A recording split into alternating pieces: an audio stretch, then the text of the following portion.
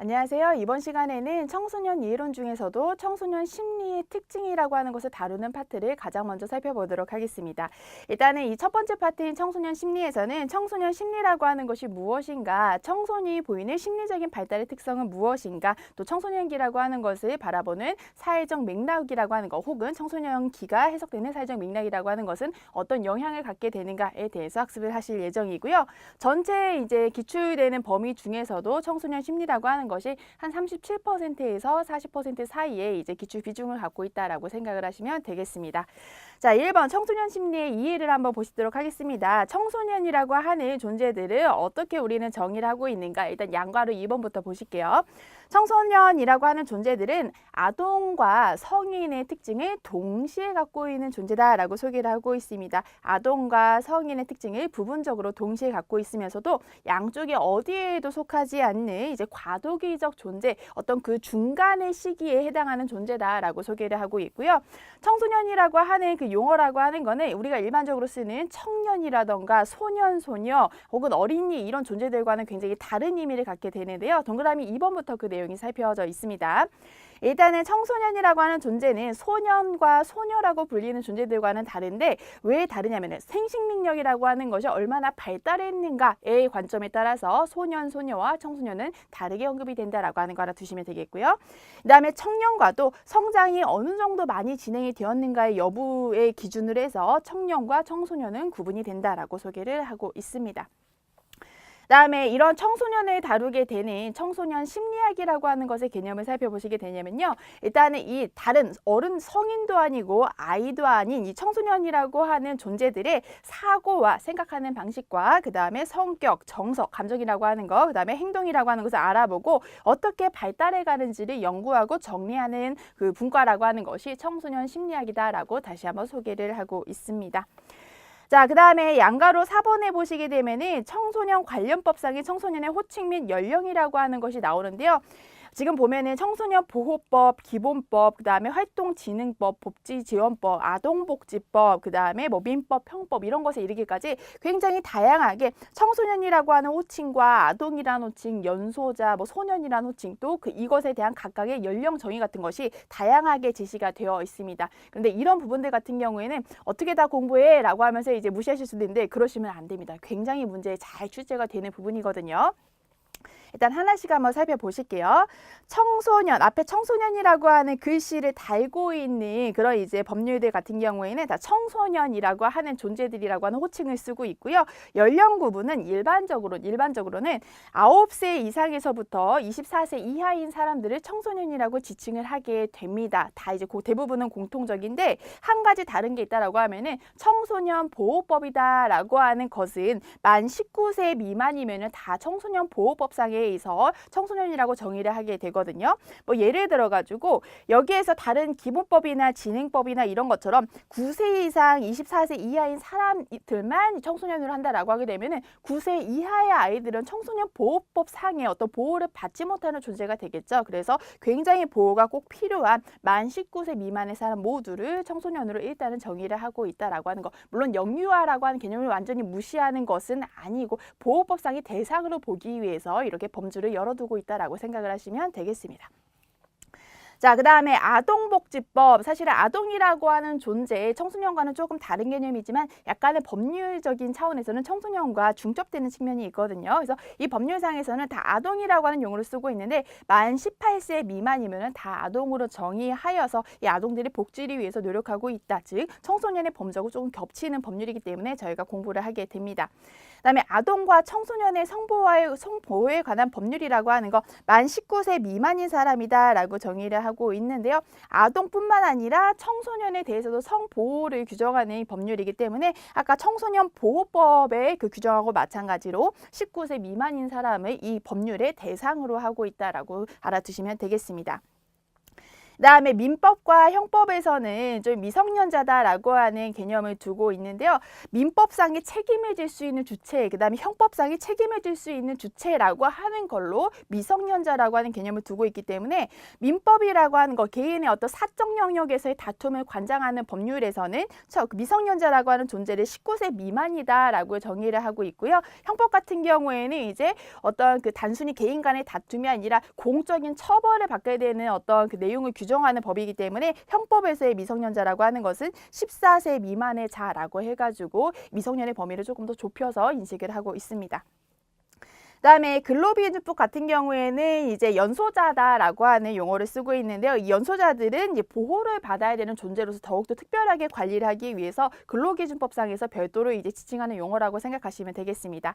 15세 미만인 자를 연소자라고 부르게 되는데요. 중학교에 현재 재학 중인 자는 18세까지로 연소자를 정의를 하게 됩니다. 그다음에 소년법 같은 경우에는 소년이라고 하는 용어를 쓰게 되는데요. 이것도 청소년 보호법과 마찬가지로 19세 미만인 자를 소년이라고 정의를 하고 있습니다. 그다음에 한부모 가족지원법에서의 아동과 청소년 한부모라고 하는 것을 이제 정의를 하고 있는데요. 아동 같은 경우에는 18세 미만의 자, 그다음에 이 학교를 다니고 있는 경우에는 22세 미만의 자를 아동이라고 보고 있고요. 청소년 한부모 같은 경우에는 24세 이하의 어머니 또는 아버지라고 하는 존재를 청소년에 해당하는 한부모다라고 정의를 하고 있다는 거 알아두시면 되겠습니다. 그래서 각각의 법령상에 이제 대한 설명으로 맞는 거를 고르시오, 틀린 거를 고르시오라는 문제가 자주 기출이 되는데요. 각 어떤 법에서 이제 청소년이라고 하는 것은 몇 세까지를 의미한다, 이런 식으로 문제가 많이 출제가 될 수 있는 파트입니다. 그래서 좀 헷갈리시더라도 잘 공부를 하시는 게 굉장히 중요한 파트다라고 생각을 하시면 되겠습니다. 자, 그다음에 양가로 5번 청소년기 자아의 개념이라고 하는 것이 소개가 되어 있는데요. 아동기와는 달리 이제 청소년기가 어떤 특징을 보이고 있는지를 소개하는 파트라고 생각하시면 되겠습니다. 청소년기 같은 경우에는 조금 더 추상적인 사고라고 하는 것이 발달되는 시기이기 때문에 아동기라는 기와하고는 달리 본인이 어떤 것을 믿고 지지하고 있는지, 즉 신념이라고 하는 걸 어떻게 갖고 있는지, 자기의 이제 어떤 특성이라고 하는 것과 눈에 보이지 않는 동기라고 하는 것이 어떤 것인지로 스스로를 묘사하고자 한다라고 하는 거, 그런 이제 청소년기의 특징이라고 하는 것이 소개가 되고 있고요. 청소년기도 초기하고 후기로 구분을 하게 되는데, 청소년기 초기 같은 경우에는 그때 가지게 되는 자아 개념은 후기보다는 좀 정착된, 성숙된 후기보다는 모순되고 변화가 큰 특징을 보이게 된다라고 소개하고 있습니다. 그다음에 세 번째, 청소년기에서 그 부정적인 자아상이 확립되기 시작해서 사회적으로 어떤 관계를 거부하거나 고립의 감정 등을 갖게 되는데, 이런 것들 때문에 아동기와 비교하게 될 때 청소년기보다는 아동기에 조금 더 긍정적인 자아 개념을 갖고 있다라고 소개를 하고 있습니다. 그다음에 네 번째, 청소년기 중기에는 청소년기 후기보다는 현실적 자아, 이상적 자아 간의 불일치가 높다. 후기로 갈수록 불일치라고 하는 것이 조금 더 해소되어 간다, 성인이 되어 간다라고 보시면 되겠습니다. 자, 그 다음에 네모 2번에 보시게 되면 이 청소년이 갖게 되는 신체적이고 생리적인 특징이라고 하는 것이 소개가 되어 있는데요. 뒤에 파트에 나오게 계속 이제 줄기를 먼저 살펴드리면은, 지금 저희가 살펴보는 네모에서는 청소년이 갖게 되는 생리적이고 신체적인 특징이라고 하는 것을 공부하시게 되면은, 그 다음에는 청소년기의 인지적인 특징, 그 다음에 청소년의 정서적이고 사회적인 특징이라고 하는 것을 나누어서 공부하게 되는 파트로 이어지게 된다라고 생각하시면 되겠습니다. 자, 일단은 네모 2번에 있는 청소년의 신체적이고 생리적인 특성이라고 하는 거 보시도록 하겠습니다. 일단은 여기에서는 가장 기본적인 입장은 우리 체내에서 분비되는 호르몬이라고 하는 것 때문에 우리의 신체의 어떤 그 생리적인 욕구라던가 혹은 성장의 속도라고 하는 것이 달라진다라고 하는 것이 기본적인 입장으로서 견지가 되고 있습니다. 일단은 호르몬상의 변화와 종류 때문에 이제 그 청소년기에 급격한 변화를 겪게 된다라고 하는 것을 기본적인 내용으로 소개가 되어 있고요. 그다음에 호르몬이라고 하는 것이 이제 분비가 될 때 어떤 기능을 하게 되는가, 신체 기관의 형태와 구조를 결정하고, 그다음에 행동이라고 하는 것을 형성하고 조절하는 기능까지도 이 호르몬이라고 하는 것이 담당하는 기능이 되더라라고 하는 내용이 소개가 되고 있습니다. 특히 2차 성징, 어떤 성적인 이제 발달과 관련된 그런 호르몬이라고 하는 것으로 세 가지가 크게 언급이 되고 있는데요. 남성의 어떤 정소의 발달에 관여하는 호르몬으로는 테스토스테론이다라고 하는 것이 이제 언급이 됩니다. 그래서 보시면은 남성의 생식기관의 발달, 2차 성징의 발달 및 유지에 관여하는 것이 테스토스테론이다라고 소개를 하고 있습니다. 그다음에 그다음에 여성의 난소와 관련되어서는 에스트로겐과 프로게스테론이다라고 하는 이제 그 호르몬이 많이 언급이 되고 있는데요. 에스트로겐 같은 경우에는 여성 생殖기관의 발달과 2차 성징 발달 같은 것을 이제 관여하게 된다. 특히 뭐 에스트로겐 같은 경우에도 월경 주기를 조절하는 데 관여를 하게 하지만 특히 월경 주기를 조절하게 될 때 가장 많이 관여하는 호르몬이라고 하는 것은 프로게스테론이다라고 하는 거를 같이 기억을 해주시면 되겠습니다. 문제에서 항상 바꿔서 나오는 게 뭐냐면요. 남성의 2차 성징과 관련된 그런 호르몬의 종류를 고르시오. 혹은 뭐 남성의 어떤 청소년의 2차 성징과 관련된 것으로 맞는 것과 틀린 것을 고르셔야 하는 문제가 기출이 되게 될 때 남성과 여성의 호르몬의 종류를 바꿔서 기출하는 것이 굉장히 문제에 많이 나오게 되거든요. 에스트로겐 같은 경우에는 여성의 호르몬으로서 많이 알려져 있기 때문에 어려운 점은 없으시겠지만 테스토스테론이라고 하는 것은 남성의 어떤 2차 성징에 관련돼서 이제 소개되는 호르몬이다. 그다음에 프로게스테론이라고 하는 것은 여성의 월경 주기를 조절하는 호르몬이다라고 하는 거 잘 구분을 해주셔야 되겠습니다. 사실 이제 테스토스테론이랑 그다음에 프로게스테론이랑 조금 이제 구분하시기 남성인지 여성인지 구분하시기가 어려울 수가 있는데 여성의 난소와 관련된 호르몬을 앞글자를 따가지고 F라고 기억을 해주세요. 에스트로겐과 프로게스테론의 앞글자를 따서 F라고 기억을 해주시게 되면은 F 요거를 이제 의미하게 되겠죠. 그래서 여성을 그 영어로 고치게 되면 female이라고 하는 글자를 쓰게 되잖아요. 그래서 여성의 F라고 하는 거, female의 F를 따가지고 에스트로겐과 프로게스테론이라고 하는 것의 종류를 기억하시는 것도 의미가 있을 것 같다라고 생각을 합니다. 그래서 자주 출제가 될 수 있으니까 제 헷갈리지 말고 기억을 해두실 거를 부탁을 드립니다. 그 다음에 세 번째 청소년기의 어떤 신체적인 특징이라고 하는 거 성장 폭발이 나타나는 시기다라고 소개를 하고 있는데요. 여성과 그 남성의 이제 성장 폭발의 시기가 조금 다르다라고 소개가 되고 있는데 여아들인 경우에는 10세에서 12세 정도에 그다음에 남아들인 경우에는 조금 늦게 12세에서 14세 정도에 급격하게 키와 체중이 늘게 되는 것을 성장 폭발이라고 한다라고 소개를 하고 있습니다. 그다음에 네모 3번으로 가가지고 청소년의 인지적인 특성으로 한번 이제 살펴보도록 하죠. 일단은 학자분들의 이론들이 쭉 소개가 되어 있는데요. 이 학자분들이 사실 이것만 말씀하신 분들은 아니고 발달심리학상에서 혹은 상담심리학상에서 여러 가지를 언급하신 학자분들이신데 그 중에서도 청소년의 특징이라고 하는 것을 언급하신 파트만 떼어서 여기 다시 한번 정리를 했다라고 생각하시면 되겠습니다. 일단은 피아제라고 하는 학자분이 말씀을 하신 것을 보죠. 형식적 조작사고 이론이라고 하는 것이 소개가 되어 있는데요. 피아제 같은 경우에는 청소년기에 청소년기라고 하는 것을 형식적 조작기다라고 정의를 했다는 것을 같이 알아두시면 되겠습니다. 형식적 조작기라고 하는 것은 저희가 동그라미 1번에 소개가 되어 있긴 하지만 눈에 보이지 않는 그런 어떤 가설이라고 하는 거 그럴 수도 있어 라고 하는 가설이라고 하는 거 설정하고 이거를 기반으로 해서 다른 사실을 추론하는 명제적인 사고가 가능한 것이 청소년기의 특징이다라고 소개를 하고 있고요. 그 다음에 어떤 문제를 해결해야 된다라고 하게 되면 문제에 관련된 변하는 원인들이 무엇인지 변인들이 무엇인지를 우리가 찾고 분석해서 이거를 통합시켜서 해석하고자 하는 결합적인 분석사고가 발달하는 시기가 형식적 조작사고 시기다라고 소개를 하고 있습니다. 그 다음에 실제로 이제 어떤 구체적인 대상에 대해서만 생각을 하는 것이 아니라 추상적인 사고도 이제 발달을 하는 시기가 형식적 조작사고기다라고 소개를 하고 있습니다. 그 다음에 동그라미 2번 형식적 조작기에 이른 청소년들의 사고 형태의 특징이라고 하는 것이 소개가 되어 있는데요. 위에서 말씀드렸던 내용을 다시 한번 표현을 바꿔서 다시 소개를 하는 파트라고 생각하시면 되겠습니다.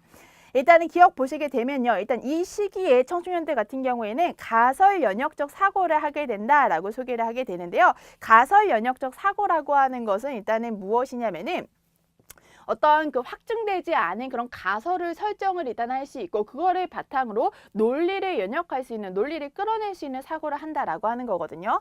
우리가 논리를 끌어내는 그 방법의 대표적인 방법으로는 귀납법과 연역법이라고 하는 것이 있다라고 소개를 하게 됩니다. 귀납법이라고 하는 것은 무엇이냐면요. 구체적인 사실을 모아서 그것의 공통적인 특징을 추출하고 그걸로 논리적인 결론을 내는 방법이 귀납법인데요. A라고 하는 사람, B라고 하는 사람, C라고 하는 사람이 있었는데 이 사람들이 모두 시간이 흘러서 죽음을 맞이하게 된 걸 보니까 사람이라고 하는 존재는 죽음을 맞는 존재구나. 이렇게 구체적인 사례를 가지고 결론을 내는 방식을 귀납법이라고 하고요. 연역법이라고 하는 것은 무엇이냐면은 조금 더 큰 차원에서의 개념의 정의라고 하는 것을 한 다음에 그거를 구체적인 사례에 적용시키는 것이 연역법이다라고 보시면 되겠습니다. 그래서 사람이라고 하는 존재는 누구나 죽는 존재이다라고 하는 기본적인 명제에서부터 그렇기 때문에 A와 B와 C라고 하는 사람들은 다 사람이라고 하는 존재이기 때문에 언젠가는 이제 생을 마감할 수밖에 없다라고 소개를 하는 것이 인력법의 대표적인 사고를 가장 단순화시켜서 표현하는 방법이라고 생각하시면 되겠습니다. 그래서 여기에서 표현하는 가설 연역적 사고라고 하는 거는 밑에서 살펴본 연역법이라고 하는 것뿐만이 아니라 귀납적인 사고까지도 다 포함하는 개념이라고 하는 거를 알아두시면 되시겠습니다. 자, 그 다음에 그 동그라미 3번에 보시게 되면요. 형식적 조작기의 구체적인 특징이라고 하는 것이 어떻게 나타나는지 소개하고 있는데요. 한번 이 파트를 정리해야 하는 개념으로 읽어보도록 하죠. 기억. 실제적인 상황을 넘어서 추상적으로 사물을 다룰 수 있는 단계이다. 그 다음에 논리적 사고라고 하는 거, 추상적인 대상에 대해서 논리적 사고가 가능하다라고 소개를 하고 있고요. 그 다음에 가설 연역적으로 추론이 가능하다. 문제 해결에 필요한 통합적인, 조합적인 사고가 가능하다. 사물의 어떤 인과관계라고 하는 것을 이해할 수가 있다. 그 다음에 어떤 그 브류노라고 하는 학자분이 소개한 표현 방식에 의하게 되면은 상징적인 표현 방식에 해당한다라고 소개를 하고 있는데요. 여기서 상징이라고 하는 것은 어떤 물체가 하나 존재를 한다라고 했을 때, 물체가 존재를 한다라고 하게 됐을 때, 그냥 이 물체 그 자체의 특성으로 이해하는 것이 아니라 이 물체라고 하는 것이 어떤 사람에게 어떤 의미를 갖게 되는가, 상징이 되는가라고 하는 것을 이해하는 것이 바로 어떤 상징에 대한 이해 혹은 이것에 대해서 이해한 바를 표현하는 것이 상식적 표현 단계다라고 생각을 하시면 되겠습니다. 예를 들어서 어떤 사람이 항상 품에 소중하게 품고 다니는 어떤 그 목걸이라고 하는 존재가 이렇게 있는데 이 목걸이라고 하는 거 그냥 귀금속의 일종일 뿐이죠. 그런데 이 사람이 여기에다가 자기의 부모님의 사진을 이제 그 속에 이제 포개 두고 소중하게 간직하게 될 때는 단순히 목걸이라고 하는 물체 이상이라고 볼 수가 있겠죠. 그래서 그런 어떤 제품에 대해서 사람이 부여하는 상징이라고 하는 것을 충분히 이해하고 표현할 수 있는 시기가 형식적 조작기다라고 생각하시면 되겠습니다. 그다음에 어떤 정보를 새롭게 배우게 되면은 나름대로의 의미를 부여해서 이해를 하는 단계를 만나게 되는데 이 이해를 하게 될 때 어떤 개념에 대해서 하나하나 독립적으로 이제 받아들이는 것이 아니라 어떤 개념을 받아들이게 되면은 그것과 관련된 개념들을 하나의 네트워크로 묶어서 생각의 틀이라고 하는 것을 만드는 능력이 발달하게 됩니다. 이게 바로 이때 이제 그 사람들이 관련된 개념을 통합하는 네트워크라고 하는 것을 스키마다라고 하는 용어로 표현을 하게 되는데요. 예를 들면 이런 거죠. 어떤 사람이 품속에서 이제 목걸이, 부모님의 사진이 있는 목걸이를 소중하게 간직한다라고 하게 되면은 이 목걸이라고 하는 것은 그냥 어떤 귀금속 이라고 하는 것에 의미를 갖기도 하지만 한편으로는 가족이라고 하는 것, 또 가족의 어떤 사랑이라고 하는 것, 그 다음에 또 그리움이라고 하는 것, 이런 여러 가지의 개념하고 이 목걸이라고 하는 존재를 연결시킬 수가 있겠죠. 그래서 각각의 개념을 관련된 어떤 지식의 네트워크하고 연합을 하게 되는 것을 스키마라고 하는데 이런 스키마를 구성하고 이를 활용해서 체계적으로 문제를 해결할 수 있는 능력이 더욱더 발달하는 것이 형식적 조작기다라고 생각을 하시면 되겠습니다. 자, 그 다음에 두 번째 학자분이신 엘킨드라고 하는 학자분이 말씀하셨던 자아중심성 이론이라고 하는 거 살펴보도록 하겠습니다. 다시 한번 말씀드릴게요. 이 파트에서는 청소년기에서 보이는 인지적인 특징이라고 하는 거를 함께 공부를 하고 계십니다. 일단은 엘킨드가 얘기한 청소년기의 이제 그 중요한 특징이라고 하는 거, 상상적 청중이라고 하는 것과 동그라미 이번에 나온 개인적 우화라고 하는 것이 있는데요. 상상적 청중이라고 하는 것은 무엇이냐면은 사실은 이제 모든 사람들이 항상 청소년을 이제 주의 깊게 관찰하고 그 사람들 청소년을 관찰하는 청중이 되어서 존재하는 것은 아닌데 청소년이 생각하기에 모든 사람들이 나를 주시하고 나에게 관심을 가지고 있어라고 하면서 본인의 행동을 굉장히 이제 조심스러워하기도 하고 조그만 사소한 실수를 해도 굉장히 이제 부끄러워하고 이런 행태를 보이게 되는 것을 상상적 청중 현상이다라고 표현을 하게 됩니다. 그래서 동그라미 기억해 보시게 되면요. 청소년기에 과장된 자의식으로 인해서 자신이 타인의 관심과 주의의 대상이 되고 있다고 실제보다 더 과장해서 인식하게 되는 것을 상상적 청중이다라고 소개를 하고 있습니다.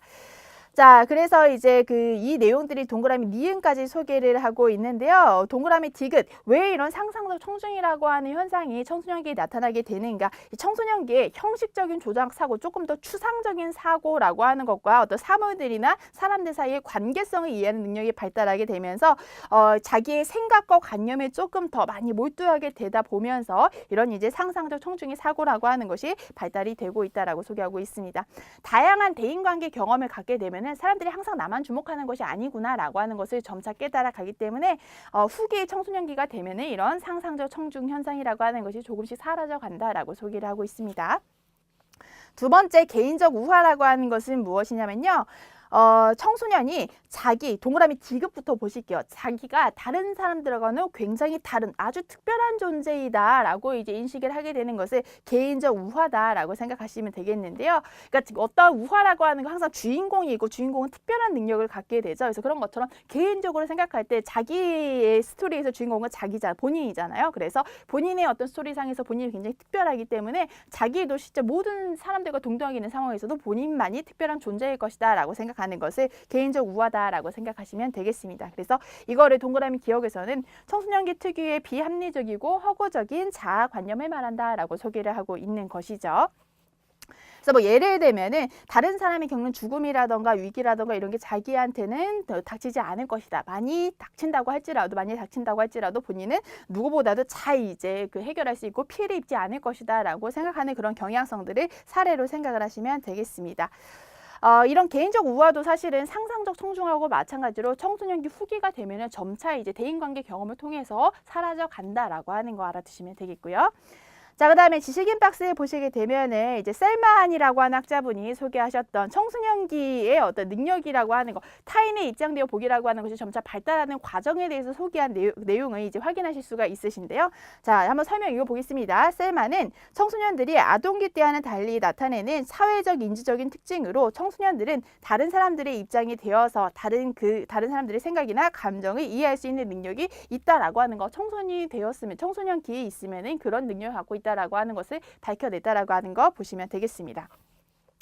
여기에서 셀만의 역할 수용 능력 발달 단계라고 하는 것이 0수준부터 4수준까지 이제 소개가 되어 있는데요. 0수준 같은 경우에 3세부터 7세라고 소개를 하게 되는데 자기중심적 역할 수용 단계다라고 소개를 하고 있습니다. 자기가 중심이기 때문에 다른 사람의 생각도 자기 생각이랑 똑같을 거다라고 생각하는 단계라고 보시면 되세요. 자, 그 다음에 1수준으로 조금 이제 한 차원 올라가게 되면 6세부터 8세까지의 단계인데 여기 같은 경우에는 사회적이고 정보적인 역할 수용 단계라고 하는 거, 자기가 갖고 있는 사회적인 관계를 조금씩 이제 이해하기 시작하는 단계입니다. 타인과 자기가 다른 존재이고 다른 사람의 생각과 자기 생각이 다르다라고 하는 것을 이해를 하는 존재인데요. 근데 자기와 똑같은 상황에 처하게 되면 다른 사람들도 무조건 자기와 같은 행동을 하게 될 것이다라고 믿는 좀 그런 수준의 단계가 1수준의 단계라고 생각하시면 되겠습니다. 이 수준으로 올라가게 되면 7세에서 12세의 단계는 자숙고의 역할 수용 단계라고 하는 거 소개를 하고 있는데요. 아까 이전 단계에서는 다른 사람과 나는 다르되 다만 다른 사람도 나와 똑같이 같은 상황에서 행동을 할 것이다 라고 이제 해석하고 맞췄다고 하면은 이 수준 같은 경우에는 다른 사람과 본인이 조금 더 명확하게 인식을 하고 그 다음에 자기의 행동이라고 하는 것이 상황에 의해서 만들어진 것이 아니라 본인이 어떤 아주 심사숙고한 판단에 의해서 이루어졌다라고 하는 것을 인식하는 단계라고 생각하시면 되겠습니다. 자기의 심리적인 의도가 영향을 주는 굉장히 중요한 요소이다라고 하는 것을 인식하는 단계이고요. 그 다음에 3수준 10세에서 15세에 해당하게 되는데 상호 역할 수용 단계라고 표현을 하게 됩니다. 조금 더 객관적으로 사회적인 관계와 본인의 역할이라고 하는 것을 이해하는 단계라고 보시면 되는데요. 조금 더 이제 자기 제3자의 입장에서 자기를 바라볼 수 있기 때문에 타인에게 이제 보이는 자기를 의식하기도 하고 그 다음에 자기가 주체로서의 자기와 다른 사람에게 이제 인식이 되는 객체로서의 자기라고 하는 것을 잘 구분을 하게 된다라고 소개하고 있습니다. 그 다음에 12세에서 15세에 해당하는 4수준 같은 경우에는 사회 관습적 체계의 역할 수용 단계라고 하는 거 소개가 되고 있는데요. 사회 구조와 사회 상징상 본인한테 기대되는 역할이라고 하는 것을 인식을 하고 그 다음에 본인의 어떤 입장이라고 하는 것과 다른 사람의 입장이라고 하는 것을 사회의 체계 내에서 조화시켜 나갈 수 있는 단계가 4수준의 단계다라고 소개를 하고 있습니다. 자, 여기까지는 이제 인지적 특성, 청소년기의 인지적 특성에 대한 설명이었고요. 4번 보실게요. 4번에서는 청소년기의 정서적인 특징과 사회적인 특징이라고 하는 것 소개가 되고 있습니다. 정서라고 하는 것은 청소년기에서 느끼는 감정이라고 하는 것을 의미하게 되는데요. 굉장히 다른 시기보다 이때 청소년기에 느끼는 그 감정이라고 하는 것은 굉장히 강렬하게 이제 느껴지게 된다. 강도 높은 정서적 경험을 하게 된다라고 소개하고 있고요. 굉장히 격렬하고 쉽게 동요가 되면서도 정서적 불안정성을 크게 보이게 된다라고 소개를 하고 있습니다. 그다음에 이 시기에 이제 이런 강도 높은 정서를 경험하게 될 때 사회적인 압박이라던가 심리적인 압박이 가해지게 되면은 이때 굉장히 큰 불만이나 갈등을 유도하게 된다라고 하는 거. 근데 일반적으로 이제 청소년을 자극하게 되는 주요한 이 대상이라고 하는 것이 부모와의 갈등 혹은 친구와의 갈등이기 때문에 이때 부모와의 어떤 그 트러블이 크게 이제 발생하는 시기다라고 소개를 하고 있습니다. 이때 이제 너무도 이제 강도 높은 정서적 충격으로 해서 본인이 혼란을 겪게 될 수가 있기 때문에 청소년이 어떤 본인에 대한 어떤 충격을 좀 완화시키기 위해서 무의식적으로 방어 기제라고 하는 것을 사용하기도 한다라고 소개하고 있는데요. 저희가 상담 심리학에서 이제 상담 심리 이론에서 배웠던 그 방어 기제라고 하는 거, 프로이트의 그 심리 분석 이론에서 소개되었던 방어 기제라고 하는 것과 똑같은 용어라고 생각을 하시면 되겠습니다. 아동기 때와는 달리 본인의 정서적인 경험을 스스로 내가 어떤 감정을 갖고 있어라는 것을 자각하기 시작하고요. 상당한 불안감과 죄책감, 수치감을 경험하게 되는 시기, 좀 부정적인 어떤 본인에 대해서 인식을 하게 되는 시기가 이런 청소년기의 시기다라고 소개를 하고 있습니다. 또 사회라고 하는 거, 어떤 집단과의 관계를 어떻게 설정하고자 하는 거, 청소년의 기에서 보이는 특징이라고 할 수가 있겠는데요. 청소년기의 어떤 사회적 그 성향이라고 하는 것을 그 세 가지로 정리를 해보게 되면은 부모로부터는 개별화되고자 한다라고 하는 거. 하지만 동성과 이성 친구 같은 또래 집단에게는 조금 더 몰입하고자 한다라고 하는 거. 여기서 이 또래와의 관계라고 하는 것은 본인의 정체성을 형성하는 데 굉장히 영향을 크게 준다라고 하는 거. 이거를 중요한 걸로 생각하시면 되겠습니다. 그다음에 지식인 박스에서는 추가적으로 인상 형성이라고 하는 개념이 소개가 되고 있는데요. 인상 형성이라고 하는 거 말 그대로 다른 사람으로부터 어떤 인상을 받아서 그 인상을 기반으로 어떤 사실이나 사람을 판단하게 되는 것을 인상 형성이다라고 표현하고 있거든요. 특히 청소년기에서 인상 형성이라고 하는 것을 하게 될 때에는 구체적인 것보다는 조금 더 추상적인 것에 기반해서 인상 형성을 하기도 하더라라고 하는 것을 소개를 하고 있습니다.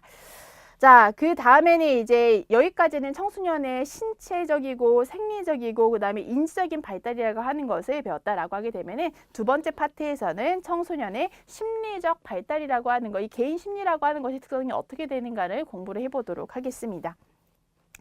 일단은 청소년의 심리적 발달이라고 하는 것, 지금까지는 개발적으로 청소년이라고 하는 존재들의 특징들을 다 살펴본 거라고 보시면 되는데 여기부터는 각각의 학자분들의 입장에 따라서 좀 생물학적인 입장인가 아니면 어떤 사회심리학적인 입장인가 인지 발달적인 입장인가 그런 것에 따라서 학자분들이 청소년기의 특성에 대해서 어떻게 말씀하셨는지를 좀 학문적으로 정리를 한 파트다라고 생각을 하시면 되겠습니다. 일단은 생물학적 발달 이론이라고 하는 거, 대표적인 학자의 이론 홀과 게젤이라고 하는 거 소개를 하고 있는데요. 스탠리 홀이라고 하는 학자분의 의미를 이제 한번 스탠리 홀이라고 하는 학자분들에서 말씀을 하신 재현이론이라고 하는 것의 의미를 살펴보도록 하겠습니다. 일단은 스탠리 홀의 재현이론은 무엇이냐면은 사람의 어떤 성장이라고 하는 것, 사람의 발달이라고 하는 것은 인류라고 하는 그 커다란 집단이 원시 시대부터 문명 사회까지 발달되어 온 그 궤적을 그대로 따라가고 있다. 즉 인류의 역사라고 하는 것을 한 개인의 발달 과정이라고 하는 것이 다시 한번 재현을 하고 있다라고 소개하는 것이 스탠리 홀의 재현 이론이라고 생각을 하시면 되겠습니다. 그래서 여기에서 동그라미 기억 한번 보실게요. 인류의 발달이 원시적이고 야만적인 문화에서 지금의 문명 사회로 발달해 왔듯이 개인의 발달도 원시 유아기에서부터 청소년기를 거쳐 성인기로 발달한다는 것이다 라고 소개를 하고 있습니다. 즉 이 이론을 조금 더 이제 세부적으로 보게 되면은 인류 발달의 역사하고 청소년이 아니라 사람의 어떤 그 성장, 발달의 과정이라고 하는 것을 매칭을 시켜서 원시 시기에는 몇 세부터 몇 세까지 해당이 된다. 그 다음에 수렵 시기는 몇 세부터 몇 세까지 해당된다라고 하는 것을 비교할 수 있도록 제시가 되어 있습니다. 이 스탠리 홀의 재현 이론에서 청소년기의 특징을 말하게 될 때는 청소년기는 모순적인 경향성을 갖는 시기다라고 소개를 하고 있고요. 청소년기에서는 굉장히 감정 변화라고 하는 것이 극단적으로 나타나기 때문에 굉장히 이제 한꺼번에 극단적인 감정이 동시에 나타나는 그런 모순성을 보이기도 한다라고 소개를 하고 있는데요. 대표적으로 갑자기 활력과 여유를 보이다가도 갑자기 무관심을 보이기도 하고 명랑함을 보이다가도 우울을 보이기도 하고 이런 식으로 굉장히 이제 모순적인 이제 경향성을 보이는 극단적인 감정 변화를 경험하게 되는 시기를 청소년기다라고 정리를 하고 있습니다. 그다음에 이 스탠리 홀이라고 하는 학자분은 아돌레센스라고 하는 그것을 출간하면서 청소년기를 따로 독립된 어떤 하나의 시기로서 발달 시기로서 규정을 하였다라고 하는 것도 알아두시면 되겠습니다. 여기 스탠리 홀의 이론의 특징에서 주어졌던 이제 뭐 비판점과 뭐 지지 주장 같은 거를 보시게 되면은 일단은 그 생물학적인 그 발달 이론의 그 관점이기 때문에 이 사람들이 청소년 발달에 있어서 생물학적인 요인을 너무 강조하였다라고 하는 비판이 있습니다. 그래서 너무 생물학적인 타고난 요인만을 강조했기 때문에 주변의 환경적인 요소의 중요성을 좀 그 과소평가하였다라고 하는 한계점이 제기가 되어 있고요. 그다음에 이 입장에서는 청소년을 질풍노도의 시기다라고 정의를 하였는데 사실은 실제 청소년들이 그렇게 모두가 질풍노도의 시기를 겪는 것은 아니다. 청소년기는 항상 질풍노도의 시기다라고 규정하기에는 문제가 있다라고 하는 주장도 있었습니다. 그다음에 인간의 생애 발달이라고 하는 것은 뭐 이거는 이제 그냥 재현이론의 기본적인 입장인데요. 유아기와 아동기, 청소년 전기와 후기, 성인기의 5단계를 거쳐가지고 이루어진다고 본 입장이다라고 하는 것이 재현이론이라고 소개를 하고 있고요. 자, 그 다음 페이지에 넘어가시게 되면은 이 스탠리 홀의 입장에서 유아기와 그다음에 아동기, 청소년 전기와 후기, 성인기에 이르기까지 어떠한 특징들을 보이고 있는지라고 하는 거를 인류의 발달사와 엮어서 소개한 파트가 있는데 잘 봐주시면 되겠습니다.